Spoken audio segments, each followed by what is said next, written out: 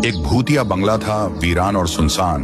लोग दिन में भी वहां से जाने से डरते थे। कहते हैं कि इस बंगले में 25 साल पहले पति पत्नी ने अपने आप को आग लगाकर अपनी जान दी थी। कमरों के अंदर मकड़ी के जालों के सिवाय कुछ नहीं था। जब भी कोई इंसान हिम्मत करके बंगले के अंदर जाता तो सिर्फ उसकी आवाजें ही लौटती थी। पूरा शहर दहशत में था। पर एक दिन 3 दोस्त उसी बंगले के पास फुटबॉल खेल रहे थे। राघव ने शुभम की ओर बॉल फेंकी। उसके बाद शिवम ने उड़कर एक जोरदार किक मारी। बॉल इतनी स्पीड में होने के कारण सीधा उसी भूतिया महल के अंदर जा गिरी। तीनों की रूह कांप गई। राघव ने गुस्से से कहा, अबे शुभम, तूने ये क्या कर दिया? थोड़ा धीरे से नहीं मार सकता था क्या? मेरे पापा ने वो फुटबॉल अमेरिका से लाई थी, अब जाकर लेकर आ। शुभम ने कांपती आवाज से कहा, देख भाई राघव, मुझे माफ कर दे, मैं नहीं ला सकता फुटबॉल। ये भूतिया बंगला है, मुझे मरना नहीं है, मैं नहीं लाऊंगा। राघव हंस पड़ा, अरे क्या फालतू की बात कर रहा है, भूत वूत कुछ नहीं होता, रुक मैं लाता हूँ। जाते जाते राघव ने महेश को भी अपने साथ फुटबॉल लाने के लिए भूतिया बंगले के अंदर ले लिया। दोनों अंदर टूटी फूटी सीढ़ियों से ऊपर जा रहे थे।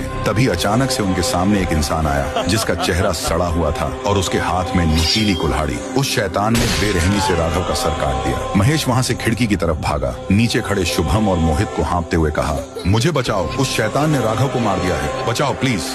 फिर क्या था, उस शैतान ने वहीं उसका गला काट दिया। शुभम और मोहित की रूह कांप गई और दोनों उस बंगले से भागने लगे। वहीं रास्ते से राय स्टार शहर की तरफ जा रहा था। उसके सामने से वही शुभम और मोहित भागते हुए निकले। उसने सोचा, अरे इन बच्चों को क्या हुआ, ऐसे क्यों भाग रहे हैं? तभी उसकी नजर भूतिया बंगले पर गई। राय स्टार ने सीधा बाइक बंगले के अंदर घुसाई और दरवाजे तक पहुंच गया। उसे जानना था कि इस बंगले में ऐसा क्या है। राय स्टार उसी सीढ़ियों से ऊपर गया और देखा तो दंग रह गया। वहाँ 2 इंसान आपस में बात कर रहे थे। उनमें से वही शैतान था। सामने वाला इंसान बोल रहा था, अरे ऐसा ही तू लोगों को मारता रहेगा तो पक्का किसी को पता चल जाएगा कि हम शैतान नहीं हैं। इस बंगले में अपना लुटा हुआ सोना, जवाहरात, पैसा सब है। कुछ ही दिनों की बात है, हम दूसरी तरफ चलेंगे और लोगों को डराएंगे। फिर दोनों ऊपर के फ्लोर पर चले गए। राय स्टार को इस बंगले का राज पता चल गया। ये कोई भूतिया बंगला नहीं था, बल्कि इन चोरों ने इसे भूतिया बनाया था। अभी समझ में आया कि शहर में बड़े बैंक की चोरी किसने की।